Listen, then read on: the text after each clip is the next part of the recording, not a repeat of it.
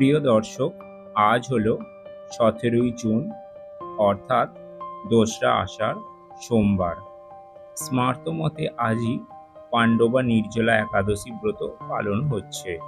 আমরা সকলেই জানি, যারা একাদশী ব্রত পালন করে থাকেন তাদেরকে অবশ্যই এই একাদশীর ব্রত কথা শ্রবণ করা উচিত। তাহলেই এই ব্রতের পূর্ণ ফল লাভ করা যায়। তো চলুন বন্ধুরা, আজ শুনে নেই এই পাণ্ডবা নির্জলা একাদশীর ব্রত কথাটি। মহারাজ যুধিষ্ঠির বললেন, হে জনার্দন, আমি জ্যৈষ্ঠ মাসের শুক্লপক্ষের যে একাদশী তার ব্রত কথা ও মাহাত্ম্য শ্রবণ করতে ইচ্ছুক। তখন ভগবান শ্রীকৃষ্ণ বললেন, এই একাদশীর ব্রত কথা মহর্ষি ব্যাসদেব বর্ণনা করবেন। তখন যুধিষ্ঠির শ্রী ব্যাসদেবকে বললেন, আমি লৌকিক ধর্ম এবং জ্ঞানকাণ্ডের বিষয়ে অনেক শ্রবণ করেছি। আপনি ভক্তি বিষয়ক কিছু ধর্মকথা আমার নিকট বর্ণনা করুন। তখন শ্রী ব্যাসদেব বললেন, তুমি যেসব ধর্মকথা শুনেছ, এই কলিযুগে মানুষের এ সমস্ত পালন করা অত্যন্ত কঠিন, যা সহজে মানুষ বুঝবে, অল্প কষ্টে সম্পূর্ণ করতে পারবে এবং যা অত্যন্ত ফল প্রদান করে থাকবে, সেই ধর্মই কলিযুগের মানুষের করা প্রয়োজন। এখন সেই ধর্মকথাই তোমার কাছে বলবো। তারপর শ্রী ব্যাসদেব নির্জলা একাদশী ব্রত কথা ব্যক্ত করলেন। এই একাদশীর দিন ভোজন না করে উপবাস থেকে ব্রত পালন করতে হবে। দ্বাদশীর দিন স্নান করে শুদ্ধ হয়ে শ্রীকৃষ্ণের অর্চনা করবে। এরপর ব্রাহ্মণদের ভোজন করাবে। অশৌচিতেও এই ব্রত কখনই ত্যাগ করা উচিত নয়।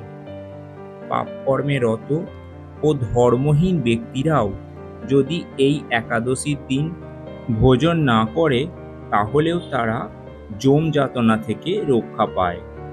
শ্রী ব্যাসদেবের মুখে এই কথা শুনে ভীমসেন অশ্বত্থ পাতার মতো কাঁপতে কাঁপতে বলেছিলেন, হে ব্যাসদেব, এই একাদশীতে উপবাস তো দূরের কথা, আমি একবেলা ভোজন করে থাকা আমার পক্ষে অসম্ভব, কারণ আমার উদরে মৃগ নামে অগ্নি রয়েছে।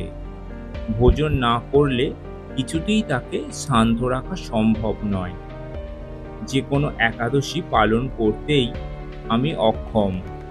হে মহর্ষি, বছরের একটিমাত্র একাদশী পালন করে যাতে আমি দিব্যধাম লাভ করতে পারি, সেরকমই কোনো এক একাদশীর কথা আমাকে বলুন। তখন ব্যাসদেব তাকে বললেন, জ্যৈষ্ঠ মাসের শুক্লপক্ষের একাদশী তিথিতে জল পান না করে নির্জলা উপবাস থাকতে হবে এবং ওই দিনে ভোজন করলে ব্রত ভঙ্গ হয়ে যাবে। ব্যাসদেব বললেন, একাদশীর দিন সূর্যোদয় থেকে দ্বাদশীর দিন সূর্যাস্ত পর্যন্ত যদি জলপানও না করা হয়, তাহলে 12টি একাদশীর ফল লাভ করা যায়। বছরের অন্যান্য একাদশী পালনের সময় যদি কোনো কারণে ব্রত ভঙ্গ হয়ে যায়, তাহলে একমাত্র এই পাণ্ডবা নির্জলা একাদশীর ব্রত পালন করলেই সেই সমস্ত দোষ দূর হয়ে যায়। দ্বাদশীর দিন ব্রহ্ম মুহূর্তে স্নানাদি কার্য সুসম্পূর্ণ করে শ্রীহরির পূজা অর্চনা করবে ও সদাচারী ব্রাহ্মণদের বস্ত্রাদি দানসহ ভোজন করিয়ে আত্মীয় স্বজনদের সাথে নিজেও ভোজন করবে। এইরূপ একাদশী ব্রত পালনে যে প্রকার পূর্ণ সূচিত হয়, এখন তা শ্রবণ করো। বৈদিক ও লৌকিক সমস্ত ধর্ম পরিত্যাগ করে যারা একমাত্র আমার শরণাপন্ন হয়ে এই নির্জলা একাদশী ব্রত সম্পূর্ণ করে, তারা সর্বপাপ থেকে মুক্ত হয়। বিশেষত কলিযুগে ধনসম্পদ দানের মাধ্যমে, সদ্গতি বা স্মার্ত সংস্কারের মাধ্যমেও যথার্থ কল্যাণ লাভ হয় না। তাই বৈদিক ধর্ম কখনো সুসম্পূর্ণ হতে পারে না। হে পাণ্ডব পুত্র ভীমসেন, তোমাকে বহু কথা বলার প্রয়োজন কি? তুমি অন্য একাদশীতে অসমর্থ হলেও এই জ্যৈষ্ঠ মাসের শুক্লপক্ষের একাদশীতে নির্জলা উপবাস করবে। এই ব্রত ধন ধান্য ও পুণ্য প্রদায়ী। যমদূতগণ এই ব্রত পালনকারীকে মৃত্যুর পরেও স্পর্শ করতে পারে না। পক্ষান্তরে বিষ্ণুদূতগণ তাকে বিষ্ণু লোকে নিয়ে যান।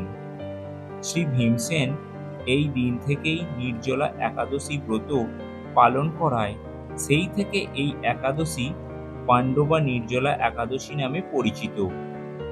এই দিন যে ব্যক্তি এই একাদশী ব্রত কথা পাঠ বা শ্রবণ করে সে অন্তিমে বৈকুণ্ঠ ধাম প্রাপ্ত হয়।